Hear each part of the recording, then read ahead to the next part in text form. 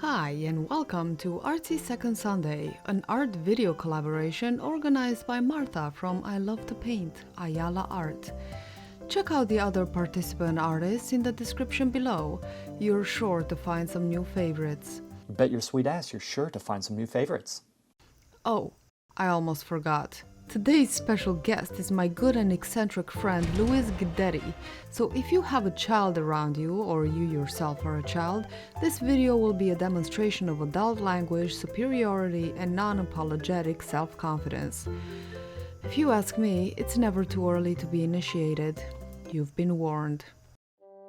As next month, on September 9th, we celebrate National Teddy Bear Day. That is the theme of today's episode. And what bear that better represents the whole genus than the bear of very little brain? Him and I have a lot in common. We do. What a nice snack. About to take a bite when I hear hum-dum-de-dum, hum-dum-de-dum. I'm so rumbly in my tumbly. Time for something sweet to eat. Would you like some honey toast with almond milk? Yes, but never mind the milk. And the toast. So, like, just honey? Sounds good. And you might remark that he's naive or even slow-witted. Some went as far as insinuating that he has an eating disorder. And what's the harm in that? But just bear with me. He is a friendly, thoughtful, and sometimes insightful character who is always willing to help his friends and try his best. Well, try might be stretching it a bit, more like going with the flow and letting the universe unravel things naturally. Sort of a wu-wei Eastern philosophy thingy, acting without interfering. Nature does not hurry, yet everything is accomplished. But what is it that attracts us to this overweight, lazy, Piece of shit. seemingly shallow character that is utterly uninterested in intellectual pursuit, not to mention his major eating disorder, if not his eternally light and positive outlook towards life and sheer luck? Is it luck? No. And yet, things always seem to work out for him. He's the master of the law of attraction, my friend. His ignorance of the present really is bliss, and it's working out for him and all his friends, because it allows him to focus on what really matters for him. Honey. Although many would argue that this laissez-faire attitude, that's French for a policy or attitude of letting things take their own course without interfering, towards life is too lackadaisical, lacking in discipline, routine, and rules. If you take a very broad look at it, it is a very wise way to be. In fact, a whole book has been written about the Tao of Pooh, Sounds like the Tao of Pooh. where the author Benjamin Hoff. brings out, through multiple examples and even quotes from Eastern philosophy and writings, the wisdom of Pooh's character compared to his 100-acre woods companions. While Eeyore frets and Piglet hesitates and Rabbit calculates and Owl pontificates, And defecates. Pooh just is. He seems to be the most chill and balanced of the bunch. Which I have to say, watch out for them. They're the ones who crack first. I'd go so far as to insinuate that his honey has fermented just a little bit and he hasn't even noticed yet. I think that's what I like most about him. But I'm not quite sure. There's a person, a bear, that truly knows what he wants. It's always honey. Unless he wants company, which is usually when he's out of honey, and fortunately for him, the author was kind enough to give him some friends.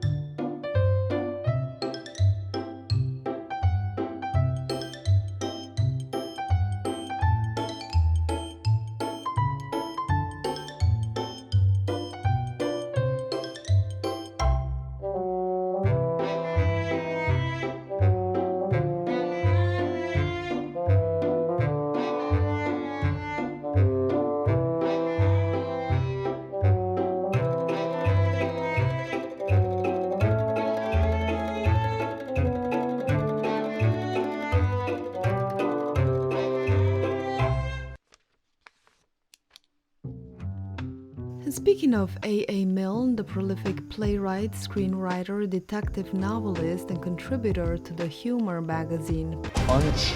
he first brought the character Winnie the Pooh to life in his 1924 book of children's poetry, When We Were Very Young. That was followed by the publication of a full volume of stories, Winnie the Pooh. in 1926. Winnie the Pooh. The bear of very little brain continues to be a bear with lots of fame. But did you know Winnie the Pooh was actually a real bear? not only was it a stuffed bear that belonged to Christopher Robin Milne, A. Milne's son, but Winnipeg, or Winnie, was the name given to a female black bear that lived at the London Zoo from 1915 until her death in 1934. Rescued by cavalry veterinarian Harry Colburn, Winnie is best remembered for inspiring A. Milne and E. H. Shepard's character. Winnie the Pooh. Harry purchased this young bear cub for $20 at a train stop in White River, Ontario. Oh, sounds like somebody was trying to get rid of that bear. 20 bucks? I know inflation, but 20 bucks?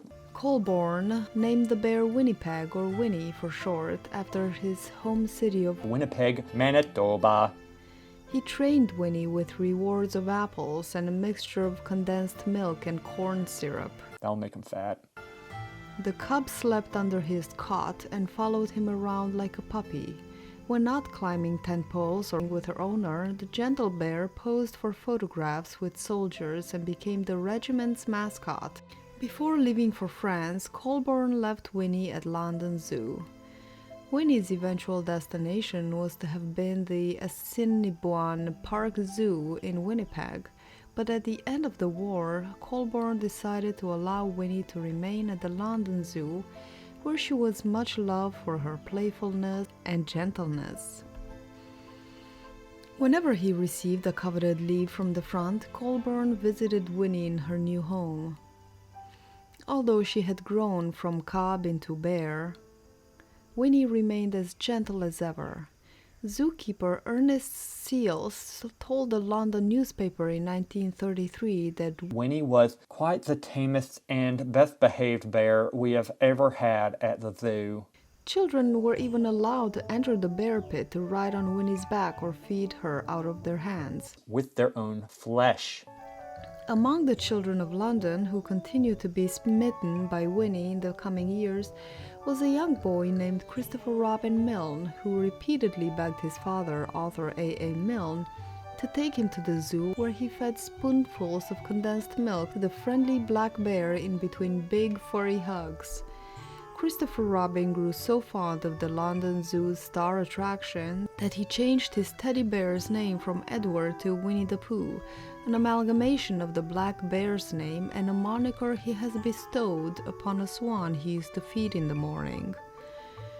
Winnie the Pooh and other stuffed animals in Christopher Robin's nursery, including Piglet, Eeyore, Kanga, Roo, and Tigger, served as inspiration for his father's most enduring writings.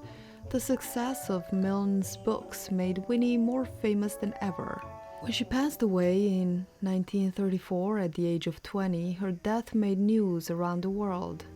Winnie was so notable that her skull was sent to the Royal College of Surgeons Hunterian Museum in London and went on public display for the first time in 2015, where it was placed on display last year for the first time.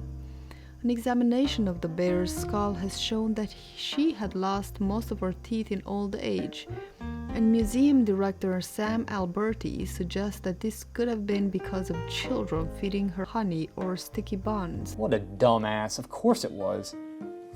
I think it's because the children fed her sweets, but I'm not quite sure about that. You might want to check with that one, but that's my expert opinion. Moron. Statues at both the London Zoo and Winnipeg's Assiniboine Park Zoo of Colborne holding the hands of Winnie as she stands on her hind legs also offer reminders of the bond between a Canadian soldier and a black bear cub that led to the creation of a literary classic. And eventually a horror story, probably. Now, before I release you from the clutches of my irresistible humor, also Louis's charisma, maybe you are wondering about the art supplies that I use today. As you loyal followers know, I'm fairly new to watercolors, inks, and basically drawing, and I've been using with great enthusiasm all the novel inks, pencils, and watercolors that I've been receiving from my subscription boxes. So, for the original Edward Winnie, I used golden fluid acrylics that I got a long while ago and barely used. They are highly pigmented but diluted. They act similarly to watercolors or inks, and when they dry, they're waterproof and have archival quality. Now, these are some that I bought myself. I did not receive any of these in the boxes yet. For fine lines, I used the Marabou permanent markers that I got in my very recent Palettefull Packs box. For the Woke Pooh page, I used a pencil for sketching, a micron pen for outlining, a General's watercolor pencil for smooth shading, and some Stabilo watercolor marker pens that I received in a Palettefull Packs box some months ago for a splash of color. The picture with Colborne and Pooh was meant to have this vintage look, so I doused the paper in some diluted brownish ink that was a leftover from the golden fluid acrylics, and I didn't want to waste it, so I thought of creating a sepia tone with that. When the page was dry the second day, I sketched with a pencil, outlined the darkest parts with a micron pen, and then did a light watercolor effect with a Payne's Gray Higgins acrylic ink that I received in my one and only Art Snacks box in February. This is my second time using it. It felt good. The skull was actually the first drawing that I created for this project, and probably the only one that deserves a frame. I used a Liquitex acrylic ink that I received in my most recent Palettefull box. 4 drops of yellow, 1 drop of red, 1 drop of blue. Then I shaded the darkest crevices with my General's watercolor graphite pencil. I've been really enjoying the soft effect and the shadow edge that it gives to drawings, although I'm still learning to manipulate and dominate this medium. If you've enjoyed this video, I urge you to fondle that like button, and if you want more weird, eccentric, and inspiring artsy videos like this one, subscribe to my channel if you haven't already. Oh, and if you did like this, do check out Louis's art channel and be humbled by his endless talent and ability and effortlessness to make anyone feel like a peasant and an ass.